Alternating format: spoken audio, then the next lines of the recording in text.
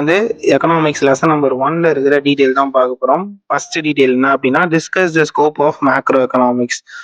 தமிழ் புக்லயும் அதே தான். எக்கனாமிக்ஸ்ல ஃபர்ஸ்ட் லெசனோட ஃபர்ஸ்ட் டீடைல் கேட்டிருக்காங்க. பேர் என்ன பொருளியலின் பரப்பு எல்லையை விவரி.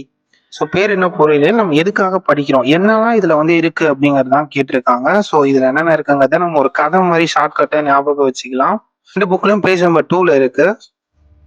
ஃபர்ஸ்ட் வந்து நம்ம எப்படி ஞாபகம் வச்சுக்கலாம் அப்படின்னா, பாவர்ட்டி அண்ட் அன்எம்ப்ளாய்மெண்ட். இதுல நம்ம கவர் பண்ற முக்கியமான டாபிக் என்ன அப்படின்னா, பாவர்ட்டி அண்ட் அன்எம்ப்ளாய்மெண்ட், அதாவது வறுமையும் வேலை வாய்ப்பின்மையும். இதை பத்தி கண்டிப்பா நம்ம இந்த மேக்ரோ எக்கனாமிக்ஸ்ல படிப்போம்.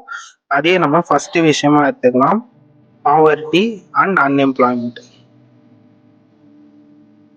நெக்ஸ்ட் ரெண்டாவது விஷயம் என்ன அப்படின்னா, இந்த பாவர்ட்டிக்கு ஒரு ரீசனா இருக்குது இன்ஃபிளேஷன், அதாவது விலைவாசி ஏற்றம். தமிழ்லுமே அதான் கொடுத்திருக்காங்க, பணவீக்கம். ஸோ இந்த பணவீக்கத்தை பத்தி நம்ம இந்த எக்கனாமிக்ஸ்ல படிக்கிறோம், அதையும் எழுதி வச்சுக்கலாம், இன்ஃபிளேஷன். நெக்ஸ்ட், எப்பவுமே கஷ்டத்துல இருக்கும் அப்படின்னா வெளியே வரதுக்காக எல்லாருமே வந்து ஒரு சைக்கிள் ஓட்டுவோம். அந்த சைக்கிளோட பேரு பிசினஸ் சைக்கிள். இங்கேயுமே அதான் இருக்கு, வணிக சுழற்சி. ஸோ பிசினஸ் சைக்கிள் பத்தி இந்த மேக்ரோ எக்கனாமிக்ஸ்ல நம்ம நிறையவே படிப்போம். நெக்ஸ்ட், சைக்கிள் ஓட்டினா கண்டிப்பா நம்ம வாழ்க்கையில நம்ம என்ன ஏர்ன் பண்ணலாம், இன்கம் ஏர்ன் பண்ணலாம். அந்த மாதிரி ஞாபகம் வச்சுக்கோங்க. ஸோ அதே மாதிரி நம்ம நேஷனலோட இன்கம் என்ன அப்படிங்கிறதையும் நம்ம இந்த மேக்ரோ எக்கனாமிக்ஸ்ல படிக்கிறோம். அதுதான் கொடுத்துருக்காங்க, நாட்டு வருமானம். நெக்ஸ்ட், இன்கம்க்கு அடுத்த பாயிண்ட் growth ஞாபகம் வச்சுக்கோங்க. எக்கனாமிக்கோட growth எப்படி இருக்கு அப்படிங்கிறத நம்ம இங்க பாக்குறோம். அதாவது பொருளாதார வளர்ச்சி எப்படி இருக்குங்கிறத இந்த மேக்ரோ எக்கனாமிக்ஸ்ல படிக்கிறோம். அதுதான் எக்கனாமிக் growth. அண்ட் லாஸ்டா நம்ம பாக்குறது எக்கனாமிக் பாலிசிஸ். என்னென்ன எக்கனாமிக் பாலிசிஸ்லாம் நம்மளோட growth அச்சீவ் பண்ணறதுக்கு இருக்கோ அது எல்லாத்தையுமே வந்து நம்ம இந்த மேக்ரோ எக்கனாமிக்ஸ்ல பாக்குறோம். அதுதான் எக்கனாமிக் பாலிசிஸ், அதாவது பொருளாதார கொள்கைகள்.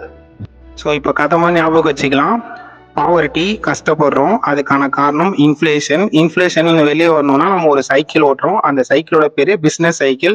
சைக்கிள் ஓட்டினா என்ன கிடைக்கும், இன்கம் கிடைக்கும். அது என்ன இன்கம், நேஷனல் இன்கம். இன்கம் கிடைச்சா கண்டிப்பா நம்ம growth ஆகும். என்ன growth, economic growth. Economic growth உருவாச்சுன்னா நம்மளே எக்கனாமிக் பாலிசிஸ் உருவாக்கும். இந்த கொஸ்டின் எங்க கேட்டிருக்காங்க பார்க்கலாம், எக்கனாமிக்ஸ் கொஸ்டின் பேப்பர்ல இந்த மாதிரி discuss the scope of macro economics.